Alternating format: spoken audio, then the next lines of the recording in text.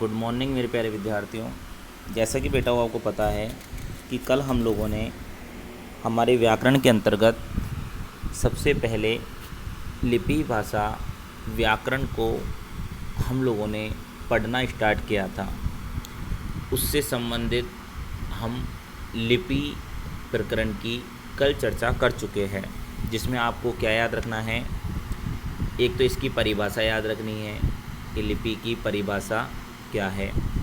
एक आपको याद रखना है कि लिपि जो है हमारी हिंदी भाषा की वह कौन सी लिपि है। और एक आपको याद रखना है देवनागरी लिपि की विशेषताएं।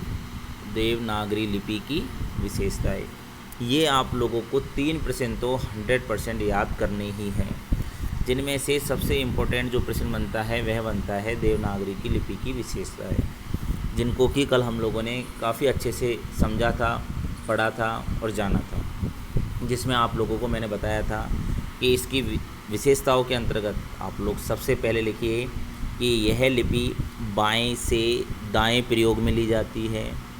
यह लिपि सरल और बिल्कुल सहज होती है। इस लिपि में स्वर और व्यंजनों को अलग अलग लिखा जाता है। यह लिपि जैसी बोली जाती है उसे वैसा ही लिखा जाता है। यह लिपि हमारे वर्णों पर आधारित होती है, जिनमें कि हमें किसी प्रकार का भ्रम पैदा नहीं होता है। इस प्रकार की कुछ विशेषताएं मैंने कल आपको देवनागरी लिपि के संबंध में बताई थी। परिभाषा बताई थी कि ध्वनि को जिन चिन्हों के माध्यम से लिखा जाता है वह लिपि कहलाती है। हिंदी भाषा की जो लिपि है वह देवनागरी लिपि है। इसके अलावा यह मराठी और संस्कृत भाषा की भी लिपि है। देवनागरी लिपि का उद्भव किस लिपि से हुआ बेटा? कल मैंने आपको बताया था ब्राह्मी लिपि से हुआ है। ब्राह्मी लिपि से कई भाषाओं की अर्थात कई भाषाओं को लिखा जाता है ब्राह्मी लिपि में से भी। अब आगे हम बात करें तो आपको ध्यान से सुनना है। अभी 1 मिनट पहले मैं इसको हटा देता हूँ आपकी स्क्रीन पे से। यस, हम दूसरा पेज ले लेते हैं। अब आइए बेटाओ, जैसा कि आपको पता है कि लिपि के संबंध में कल हमने इतनी जानकारी प्राप्त की। अब हम आज लिपि को एक और प्रश्न के साथ हल करेंगे, जो कि हमारा लिपि से संबंधित अंतिम प्रश्न होगा। वह हमारा प्रश्न बेटाओ कि जो लिपि है वह लिपि देवनागरी के अलावा हिंदी, अंग्रेजी,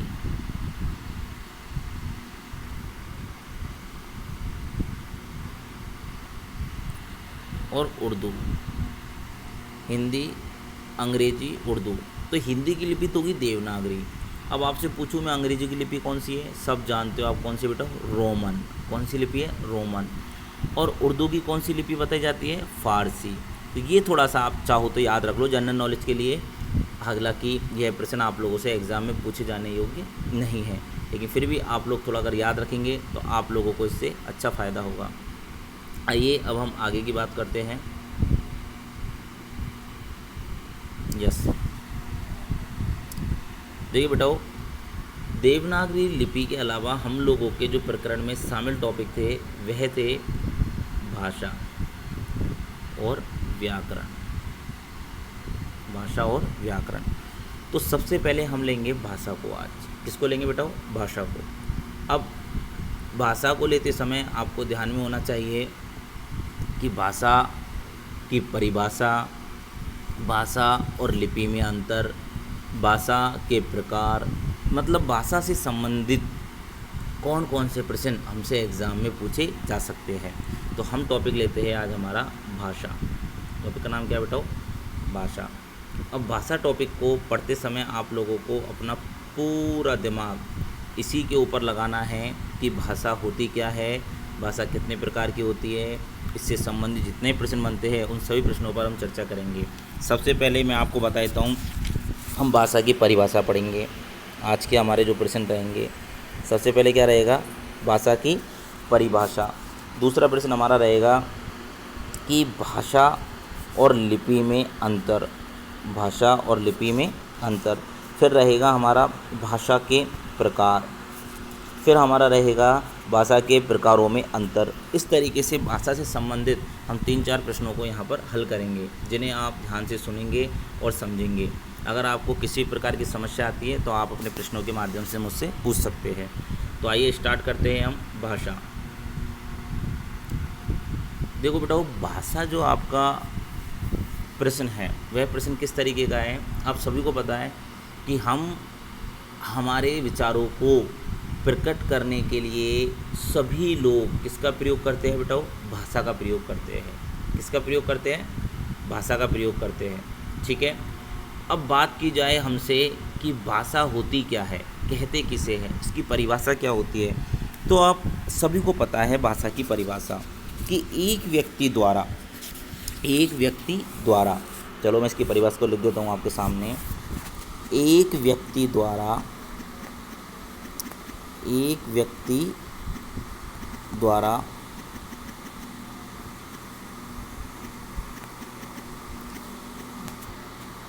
द्वारा एक या एक से अधिक व्यक्तियों तक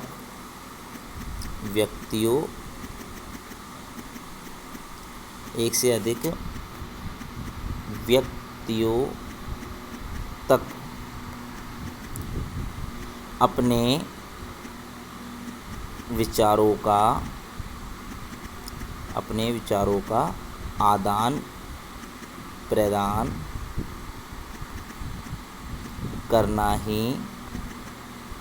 करना ही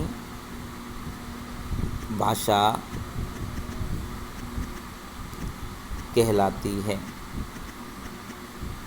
कहलाती है। ओके, आप सभी को ये परिभाषा समझ में आई होगी।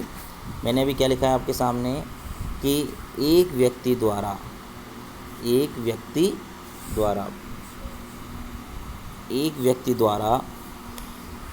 एक या एक से अधिक व्यक्तियों तक अपने विचारों का आदान प्रदान करना ही भाषा कहलाती है। तो आप सभी को पता है बेटा, अब हम एक व्यक्ति से भी कर सकते हैं और एक से अधिक व्यक्तियों से भी कर सकते हैं। तो इस तरीके से हम लोग हमारी भाषा की परिभाषा को लिख सकते हैं। तो आप लोग अपनी कॉपी में लिख लीजिए। मैं इसकी परिभाषा आपके सामने एक बार और बोलकर बता देता हूँ कि भाषा किसे कहते हैं। तो लिखिए आप, भाषा की परिभाषा के अंतर्गत लिखिए आप सेल्फ लिखो। हाँ, आप लोगों ने कॉपी अपनी निकाल ली है, वेरी गुड। तो लिखिए बेटा, मानव समाज परस्पर अपने विचारों और भावों का आदान प्रदान करता है। इस तरह की अभिव्यक्ति को, अर्थात आदान प्रदान करने के तरीके को जिस माध्यम से किया जाता है, इस अभिव्यक्ति को जिस तरह किया जाता है उसे क्या कहते हैं बेटा, भाषा कहते हैं। या फिर मैंने आपको एक सीधी परिभाषा बताई दी है, भाषा किसे कहते हैं। आपको सिंपल परिभाषा याद कराई दी थी मैंने अभी कि एक व्यक्ति अपने विचारों को एक से अधिक व्यक्तियों तक पहुंचाने के लिए जिस माध्यम का प्रयोग करता है उसे भाषा कहते हैं। ओके, आपको मैंने ये परिभाषा बताई दी थी अभी थोड़ी देर पहले। तो आप लोगों को जो भी परिभाषा सही लगती है बेटा, आप उसी परिभाषा को याद कर सकते हैं। ओके, अब आइए, अब हमारा सबसे महत्वपूर्ण प्रश्न की ओर चल रहे हैं हम, जो कि हमारे एग्ज़ाम में पूछा जा सकता है। क्या है वह प्रश्न है बेटा, भाषा और लिपि में अंतर। तो आप सभी को पता है भाषा और लिपि में कई सारे अंतर होते हैं। सबसे पहला अंतर तो क्या है बेटा, कि भाषा ध्वनि जो होती है हमारी, उन ध्वनियों में अस्थायित्व के रूप में है। भाषा का कोई स्थायित्व रूप थोड़ी है, भाषा तो अस्थायित्व रूपों में है, जबकि लिपि हमारी स्थायी रूप में है। भाषा में सुर, तान आदि के द्वारा बहुत कुछ मनोभाव को व्यक्त किया जा सकता है, लेकिन लिपि में नहीं किया जा सकता है। भाषा हमारी कैसी है, श्रव्य है, केवल सुनी जाती है, जबकि लिपि दृश्य एवं पाठ्य है, देखा भी जा सकता है और पढ़ा भी जा सकता है। तो इस तरीके से आप लोगों को अभी मैंने भाषा और लिपि में सामान्य अंतरों के बारे में बताया है। भाषा आपको पता है बोल करके, लिपि लिख करके प्रयोग में ली जाती है। तो इस तरीके से आप एक अंतर याद रखोगे तो आप इसके 50 अंतर बनाने में सफल हो जाओगे। तो इस तरीके से बेटाओ अभी हम लोगों ने भाषा और लिपि के अंतरों को जाना है, जिनके विषय में आप लोगों ने समझा भी है। अब आइए, अब हम भाषा के सबसे महत्वपूर्ण प्रकरण की ओर चल रहे हैं।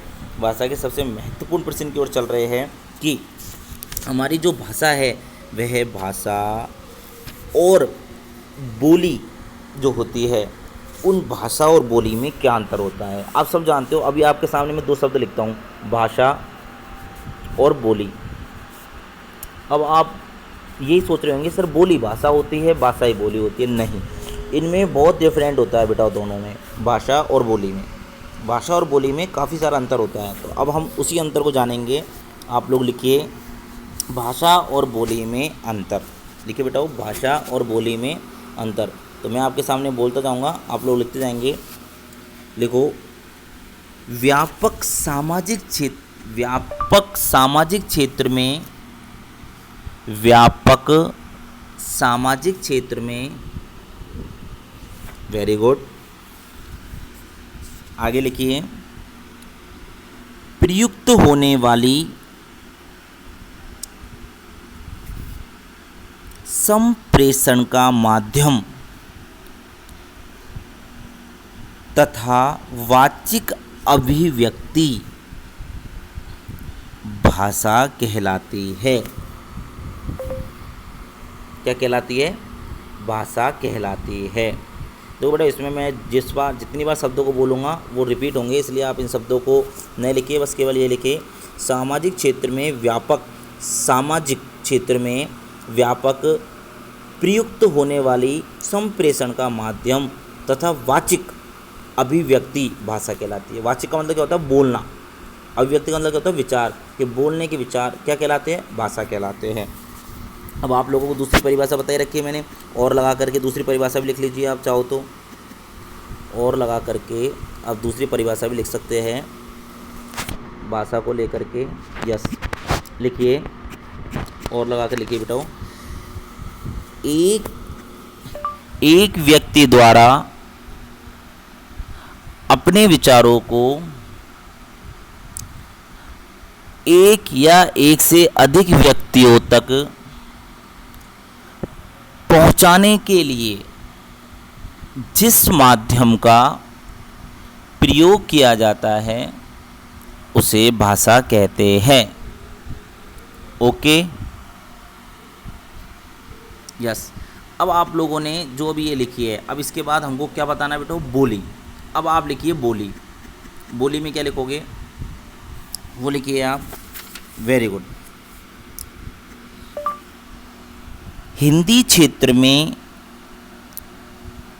बोली उसे कहा जाता है जो सीमित क्षेत्र में बोली जाती है। जो सीमित क्षेत्र में बोली जाती है, अर्थात बोलचाल के रूप में यह प्रयोग में ली जाती है। अब आपको समझ में आया होगा कि मैंने क्या कहा है कि जो बोली होती है यह क्या होता है बेटाओ? इसे सीमित क्षेत्र में बोला जाता है और यह बोलचाल के रूप में प्रयोग में ली जाती है, इसलिए इसको बोली कहते हैं। और इसको एक ध्यान रखना, बोली के साथ साथ इसको उपभाषा भी कहा जाता है। क्या कहा जाता है? उपभाषा भी कहा जाता है इसको, ये भी ध्यान रखना आप। बोली को ही उपभाषा भी कहा जाता है भाषा की। तो इस तरीके से अभी हम लोगों ने जो जो बातें पढ़ी है इस भाषा से संबंधित, वो बातें आप लोगों ने अपनी कॉपी में नोट डाउन अवश्य की होगी। अब आइए भाषा के कुछ प्रकारों के बारे में देखते हैं हम कि भाषा के प्रकार कितने होते हैं। तो देखो बेटा, आप सब जानते हो कि भाषा में एक तो हमारी होती है मातृभाषा। एक तो कौन सी होती है? मातृभाषा। एक होती है हमारी राजभाषा। एक होती है हमारी राष्ट्रभाषा। तो आपको पता है कि जो भाषा हमें हमारे जन्म के साथ प्राप्त होती है अपने माता पिता भाई बहनों से, वह हमारी मातृभाषा होती है।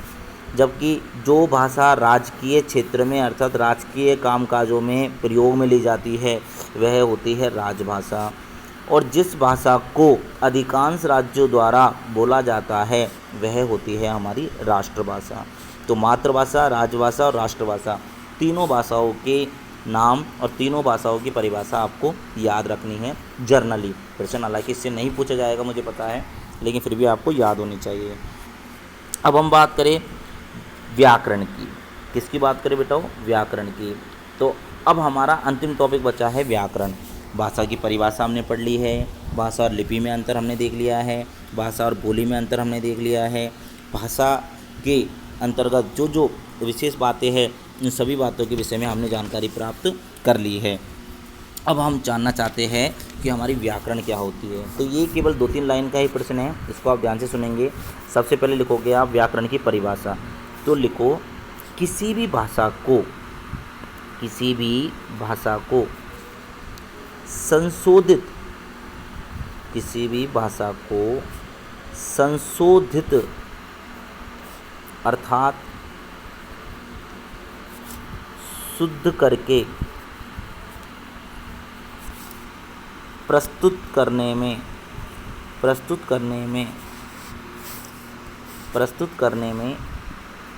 जिस माध्यम का प्रयोग किया जाता है उसे व्याकरण कहते हैं। उसे क्या कहते हैं? व्याकरण कहते हैं। अभी आपने देखा होगा मैंने क्या बोला कि किसी भी भाषा को, चाहे हिंदी हो, चाहे संस्कृत हो, चाहे अंग्रेजी हो, उन सभी भाषाओं को हम जिस माध्यम से संशोधित करके मतलब शुद्ध करके जब प्रयोग में लाते हैं तो उसका जो माध्यम होता है वह होता है क्या? व्याकरण। व्याकरण का अर्थ होता है बेटा विश्लेषण करना। ये आपको मुख्यतः लिखना ही लिखना है। व्याकरण का अर्थ क्या होता है? विश्लेषण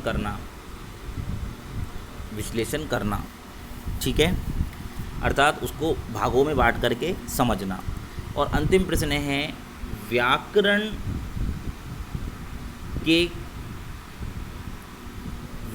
के कितने प्रकार पूछ सकता है या अंग भी पूछ सकता है आपसे। तो आपको बताना है व्याकरण के 4 प्रकार या अंग। वो कौन कौन से होते हैं आपको बताना है। सबसे पहले वर्ण, फिर मैं अलग पेज में लिख देता हूँ। सबसे पहले होता है बेटा वर्ण, नंबर 2 होता है शब्द, और नंबर 3 होता है हमारा पद, और नंबर 4 होता है हमारा वाक्य। ये हमारे व्याकरण के टॉपिक में 4 अंग माने जाते हैं। वर्ण किसे कहते हैं? हिंदी व्याकरण की सबसे छोटी इकाई वर्ण कहलाती है। शब्द, वर्णों के सार्थक समूह को शब्द कहते हैं। पद, जब किसी वाक्य के अंदर किसी शब्द का विश्लेषण किया जाता है तो वह पद कहलाता है। वाक्य, शब्दों के सार्थक समूह को वाक्य कहते हैं। इस तरीके से आज हमारा यह प्रकरण कंप्लीट होता है। इससे संबंधित जो भी आपको प्रश्न पूछने हैं आप मुझसे प्रश्न पूछ सकते हैं।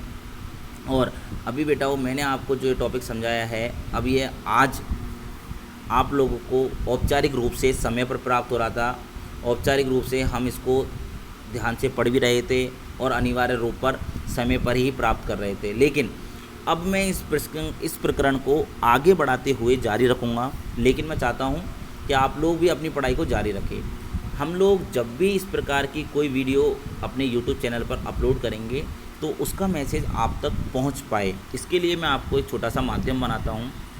जैसे कि ये आपका चैनल है, तो इस चैनल पर आप मेरे इस वीडियो को देख रहे हो, तो इस वीडियो के कोने में 3 बिंदु आएंगे। यहाँ पर जब आप देख रहे होंगे आप टिक करोगे तो 3 बिंदु आ जाएंगे। इसको जैसे ओपन करोगे तो आपके सामने कुछ लिखा हुआ आएगा। तो एक चीज़ लिखी हुई आएगी आपको बेटा वो क्वालिटी। तो क्वालिटी पर आप जैसे टिक करोगे तो इस क्वालिटी पर टिक करने पर क्या है कि आपके सामने 140, 240, 360, 480 इस तरह के कुछ पॉइंट आएंगे। तो आप 480 वाले पॉइंट पर क्लिक करके इसको और क्लियर देख सकते हो अगर आपको दिखाई देने में किसी प्रकार की असुविधा हो रही है तो आज के लिए इतना ही, धन्यवाद। और आप लोग इस वीडियो को चाहो तो सब्सक्राइब भी कर सकते हो, जिससे कि मेरे आने वाले वीडियोज़ के मैसेज आप तक पहुंचते रहे और आप लोग जब भी कभी उनको देखना चाहो तो आप देख सकते हो। सब्सक्राइब करने के लिए आपको पता है नीचे एक घंटी सी बनी हुई है, इस घंटी को आप लोगों को टिक करना है। फिर आपके सामने इस तरह के निशान आ जाएंगे, फिर टिक करना है। फिर उसमें लिखा हुआ होगा, उसमें से बीच में ऑल वीडियो सब्सक्राइब के लिए ऑप्शन आएगा, तो उसको आपको सब्सक्राइब कर देना है, जिससे कि मेरी जो भी वीडियो अपलोड होगी वो आप तक पहुंचने में किसी प्रकार की बाधा उत्पन्न नहीं करेगी, आपको सीधे ही प्राप्त हो जाएगी। तो आज के लिए इतना ही। धन्यवाद। आप लोग अपनी तैयारी को बहुत अच्छे से जारी रखना।